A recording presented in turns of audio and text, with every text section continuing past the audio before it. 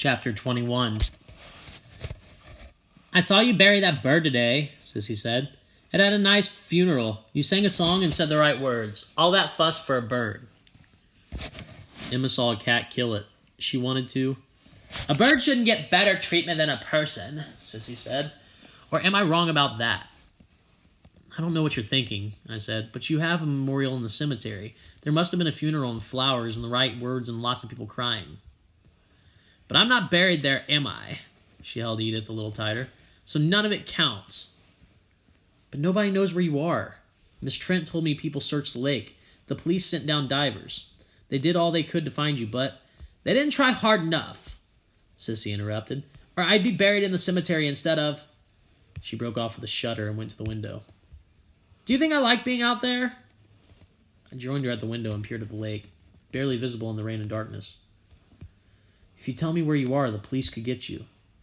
I tried to show you, Sissy said, but you were scared to come and look, remember? I thought you were going to push me off the cliff. Sissy laughed.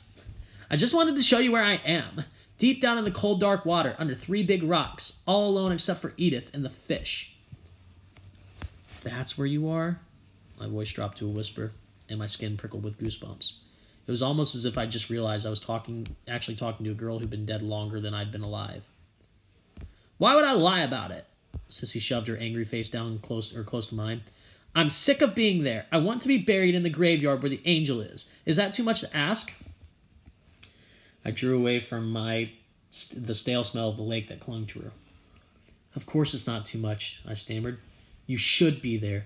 It's where you belong. If the truth is told and I'm buried properly, if the right words are said over me and people bring flowers and someone cries, then I won't trouble anyone again. Although it scared me to touch her, I put my arm around her shoulders. She felt solid but cold through and through, and I wished I could warm her somehow.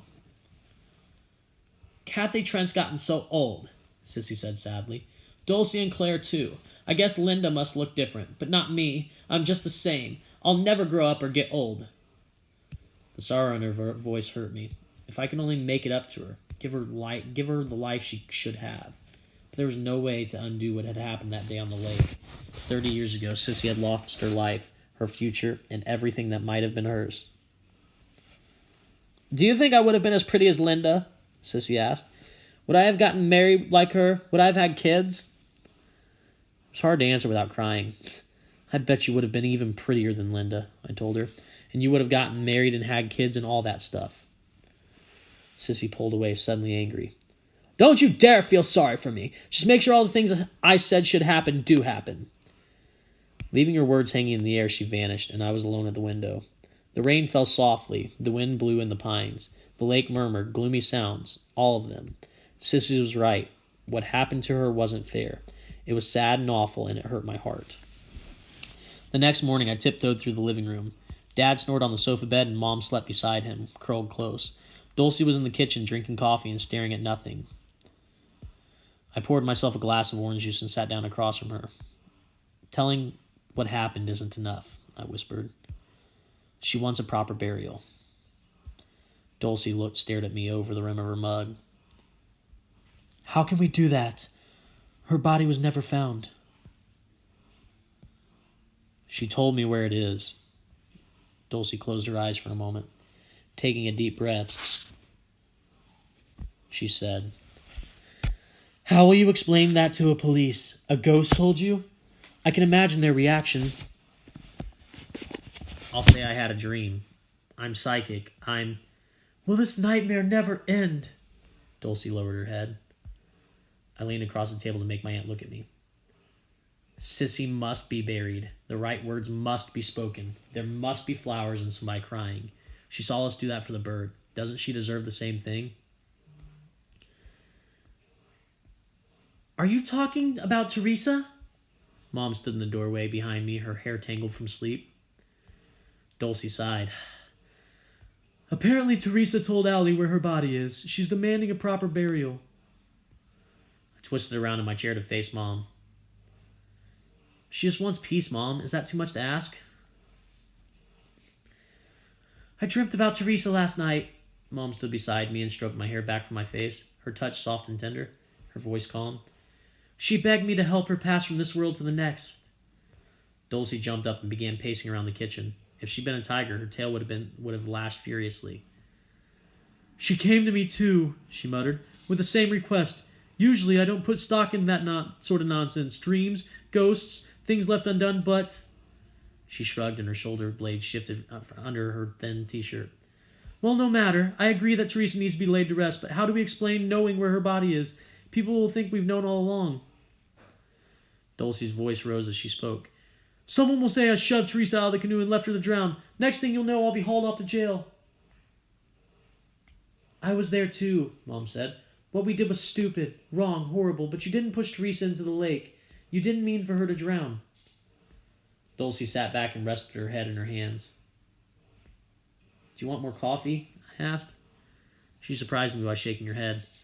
All I want is to go to sleep and wake up and find out I dreamt the whole thing. It's what I've wished for all my life. It was a dream. It didn't really happen, but I just go on dreaming. I never wake up. I'll tell the reporter Teresa told me where her body is, I said. I'll say I saw her ghost. Maybe, Dulcie began, but she was interrupted by the arrival of a beat-up red sedan. A short man draped with cameras opened the car door and headed toward the cottage. He wore his gray hair in a scraggly ponytail. His jeans drooped below his belly, and his black t-shirt had an old rock star's picture on it. Mick Jagger, I thought. Or was it one of the Beatles? John, maybe. The photographer, Dulcie muttered. He's early.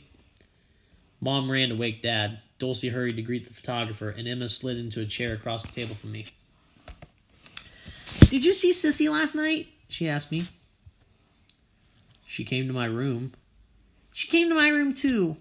Emma paused and picked at a scab on her knee. In a low voice, she said, She told me where her bones are. She told me the same thing. Emma went on picking at the scab. Sunlight slanted through the window behind her and backlit her hair. She wants to be buried, like the bird. I know.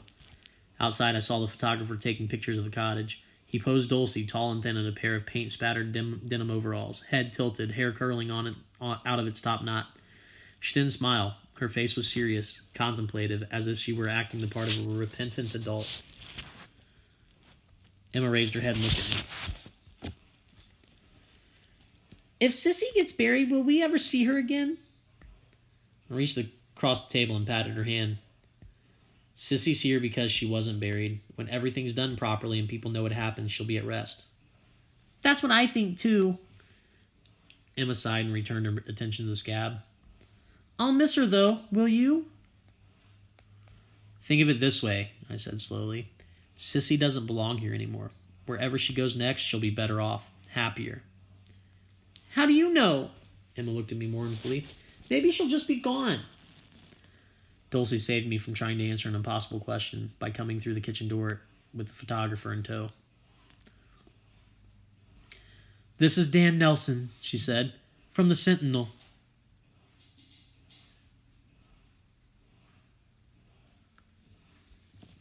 He's come to take a few pictures of you two, as well as some of Claire and me. Emma looked at him. I wish you could take a picture of Sissy. She'd like to be in the newspaper. Mr. Nelson smiled at Emma. I'm sure I can fit another child into my shots. Is she a friend of yours? Yes, Emma said. Me and Allie both know her. Behind Emma's back, Dulcie shook her head at Mr. Nelson, trying to tell him to drop the subject. I don't think you can take pictures of ghosts, Emma said. Ignoring Dulcie, Mr. Nelson squatted down beside Emma and looked her in the eye. Are you telling me your friend is a ghost? He said it in a joking, aren't you a funny little thing sort of way, but Emma didn't notice. Sissy has to be buried in the graveyard, all proper with a funeral and flowers and people crying. Somebody has to get her bones. Allie and me can show you where they are. That's enough, sweetie. Dulcie reached for Emma's hand, glanced at me, and then turned to Mr. Nelson. My niece had a dream about Teresa. She told Allie where her body is. The photographer looked from Emma to me, and then to Dulcie, his whole face a question mark. What are you talking about? Nobody knows where Teresa Abbott's body is. I believe in psychic powers, Dulcie lied. If Allie says she knows where the body is, it will be there. We didn't just dream about Sissy, Emma said. We saw her. We talked to her. We played with her all summer. She was just as real as you. Mr. Nelson reacted the way Dad had. You couldn't have seen her, he glanced at me, and neither could you. He had the look of a man who'd seen through many a hoax. UFOs, apparitions, mysterious lights. Something that went with a news photographer's job, I suppose. Mom came to the door, dressed neatly as usual.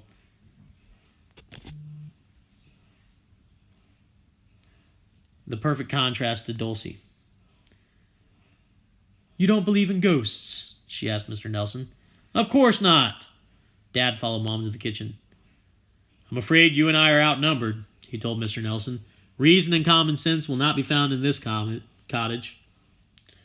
Mr. Nelson made the mistake of laughing. Maybe it's a female thing. Dulcie turned on him fiercely. Gender has nothing to do with this. It's not a hoax either. Instead of laughing it off, maybe you should give the girls a chance to prove they're right. You have to believe us, Emma put in. We promised Sissy. Please, Mom added. Let the girls show you the place. Send a diver down. It can't hurt to look. Think of it this way, Dad said, still joking. If the kids are right, you'll have a great story. Probably the biggest you'll ever stumble on in Webster's Cove. Mr. Nelson rubbed his jaw. I could almost hear his thoughts. National news, Pulitzer Prize, TV talk shows, a best-selling book.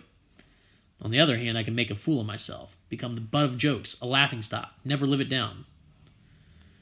You've got a point, he told Dad, pulling his cell phone out of a pocket. He said, I'll call the police.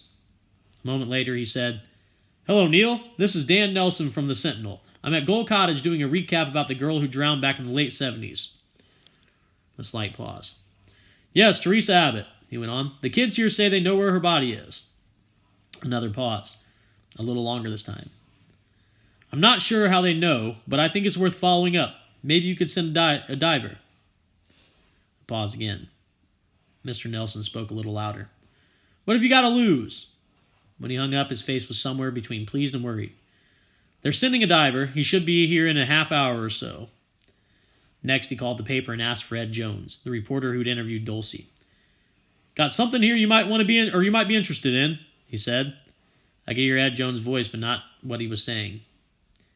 I'll tell you this much, Mr. Nelson went on. It involves the Abbott's girl's remains, and a hint of the supernatural.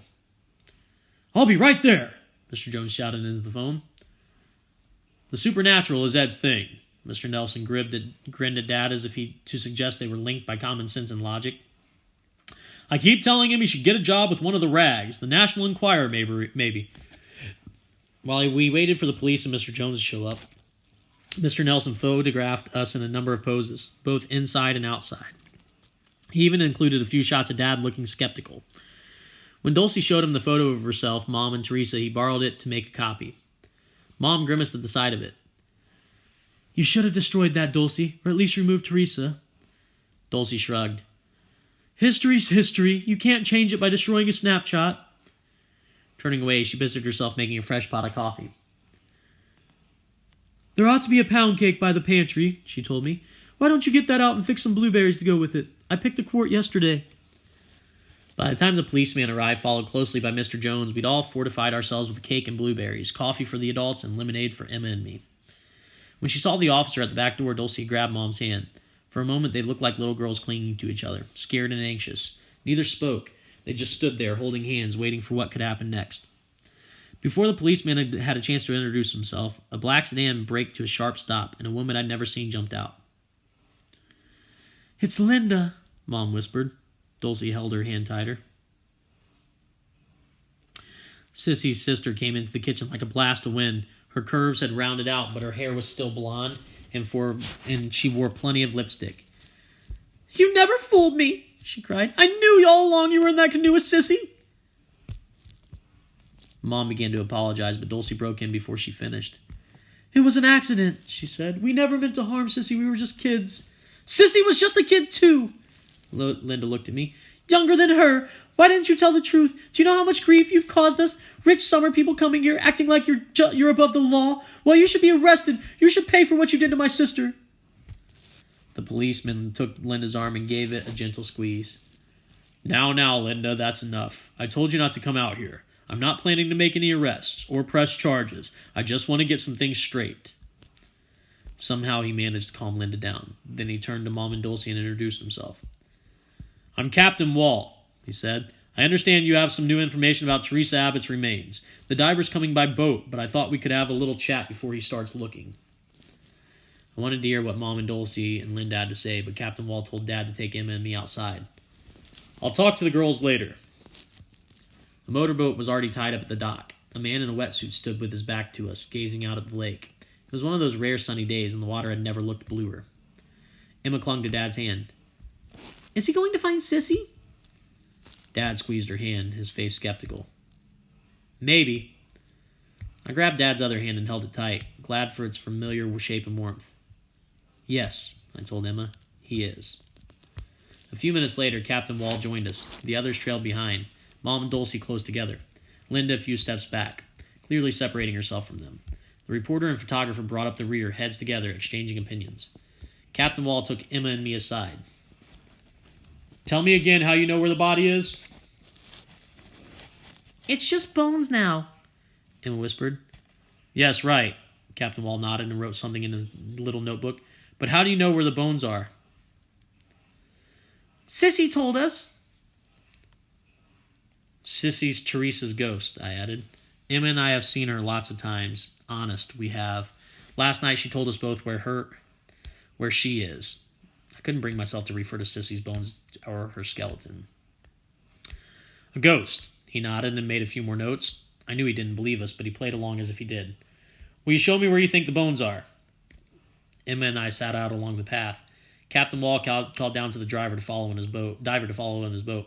With Linda on our heels and the others close behind her, we made our way to the high point Sissy had taken me to. More fearless than I, Emma walked to the edge and pointed down. See those 3 big rocks? That's where the bones are.